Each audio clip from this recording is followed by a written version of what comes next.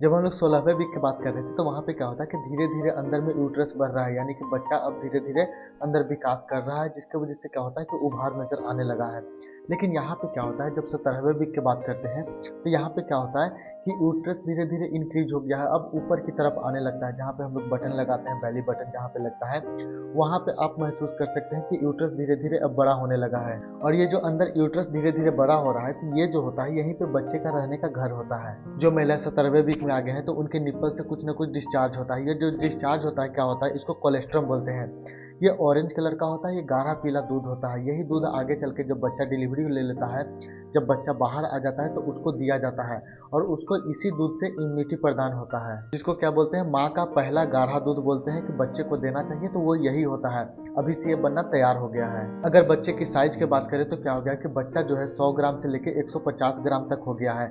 और उसका लेंथ की बात करते हैं तो 14 से लेकर 17 सेंटीमीटर बच्चा अब लंबा हो गया है। इसके पहले हम लोग क्या देखे थे कि बच्चे के अंदर सारा ऑर्गन बन गया है, लेकिन लंग्स जो था अभी तक नहीं बना है। लेकिन जो 17वें वीक जो है, यहाँ से क्या होता है कि बच्चे के अंदर लंग्स बनना स्टार्ट हो जाता है। लेकिन जो लंग्स होता है, जो 38 वीक तक बिल्कुल मैच्योर नहीं होता है, उसके बाद ही धीरे धीरे लंग्स मैच्योर होता है। और जो बच्चे के अंदर जब लंग्स बनता है तो ये अभी सांस लेना स्टार्ट नहीं करता है। ये जब बच्चा बाहर आ जाएगा, जब रोता है तो क्या होता है कि लंग्स फैलता है, तब जाके ये सांस लेना स्टार्ट करता है। बच्चे के स्किन के ऊपर ब्राउन फैट, यानी कि जिसको भूरे रंग का एक फैट होता है, वो जमना स्टार्ट हो जाता है। वो इसलिए जमता है, क्या होता है कि जब बच्चा बाहर आता है तो उसको ठंडा ना लगे, टेम्परेचर कैसे मेंटेन कर सकता है। तो हम लोग तो क्या है कि शिवरिंग कर लेते हैं, थरथरा लेते हैं, जिसकी वजह से टेम्परेचर मेंटेन कर लेते हैं। लेकिन बच्चा कैसे थरथराएगा, उसको अभी तो पता नहीं है। तो बाहर आता है तो टेम्परेचर को मेंटेन करने के लिए उसके शरीर पे एक ब्राउन फैट होता है, जिसके वजह से वो अपना तापमान को मेंटेन कर सकता है। तो उसका विकास अभी से ही होना स्टार्ट हो गया है। यहाँ पे बच्चे के शरीर पे एक सफेद परत बनने लगता है, जिसको वर्निक्स कैलिक्स बोलते हैं। और सबसे खास बात यह है कि बच्चा जो है अब बाहर की आवाज सुन सकता है। अंदर में क्या होता है कि बाहर में कोई भी लाउड चीज बजता है या फिर कुछ भी होता है तो बच्चा अंदर सुन सकता है। कभी भी आप महसूस कीजिएगा कि बाहर का कोई भी लाउड स्पीकर बज रहा है या फिर कोई भी लाउड साउंड होता है, तो अंदर में जब बच्चा होता है जो अकचका जाएगा, कुछ महसूस कीजिएगा। तो ऐसा आप महसूस कर सकते हैं जब भी बाहर में कोई लाउड साउंड बजे तो।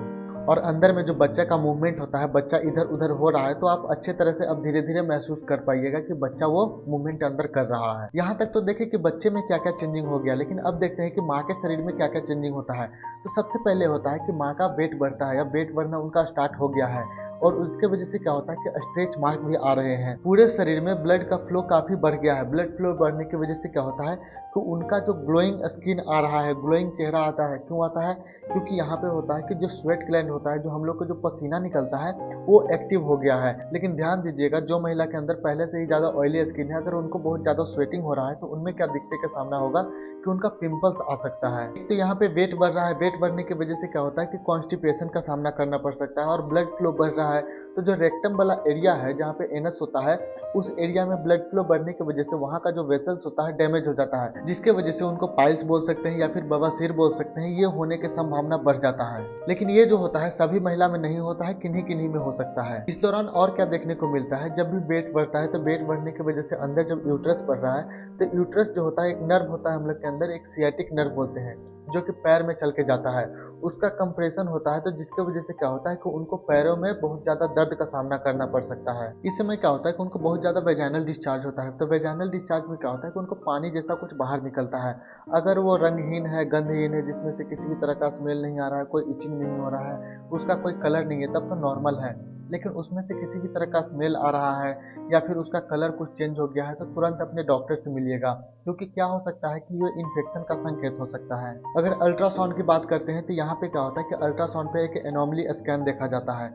एनोमली स्कैन कहने का मतलब, जो बच्चा अंदर बड़ा हो रहा है तो उसका एनाटॉमिकल फीचर, जैसे हम लोग का हाथ हो गया, पैर हो गया, आँख हो गया, कान हो गया, ब्रेन हो गया, तो ये जो अंदर में जो बच्चा ये बन रहा है, उसका एनाटॉमी जो होता है वो देखा जाता है कि वो सही से बन रहा है कि नहीं बन रहा है। ब्लड टेस्ट करके उनको शुगर का पता लगाया जाता है, उनके अंदर ब्लड प्रेशर बढ़ा हुआ है कि नहीं बढ़ा हुआ है, उनको एनीमिया तो नहीं है, उनको ब्लड की कमी तो नहीं है। ये सारा चीज यहाँ पे देखा जाता है। ये सारा चीज तो हो गया, तो इसके बाद महिला को क्या होता है कि उनके डाइट पे ध्यान देना चाहिए कि उनको क्या खाना है। तो इसमें सबसे पहले बात आता है कि उनको कैल्शियम का इंक्रीज करना होगा। कैल्शियम जो खाते हैं वो उसका इंटेक इंक्रीज करना होगा। पर डे कम से कम 1000 मिलीग्राम का कैल्शियम उनको सेवन करना ही करना है। और कैल्शियम आपको कहाँ से मिलेगा? दूध से मिलेगा, एग से मिलेगा, फल से मिलेगा, दही से मिलेगा। अगर बहुत सारी महिला में क्या होता है कि वो दूध नहीं खाते, उनको दूध नहीं अच्छा लगता है, तो उनको बताना चाहते हैं कि दही खा लीजिए। अगर 1 गिलास दूध नहीं पीते हैं तो आप 1 कटोरी दही खाइए, जिससे कि आपको कैल्शियम मिल जाएगा। और नहीं तो डॉक्टर के द्वारा अगर सप्लीमेंट दिया गया है तो उसका सेवन जरूर कीजिएगा। आपको आयरन रिच फूड खाना है, ओमेगा 3 फैटी एसिड खाना है, पानी का इंटेक अच्छे से करना है, क्योंकि पानी अगर सही से इंटेक नहीं कीजिएगा तो आपका शरीर डिहाइड्रेट होगा। डिहाइड्रेट की वजह से क्या होता है कि हाइपर टेंशन भी हो सकता है, यानी कि ब्लड प्रेशर बढ़ने की संभावना भी बढ़ सकता है।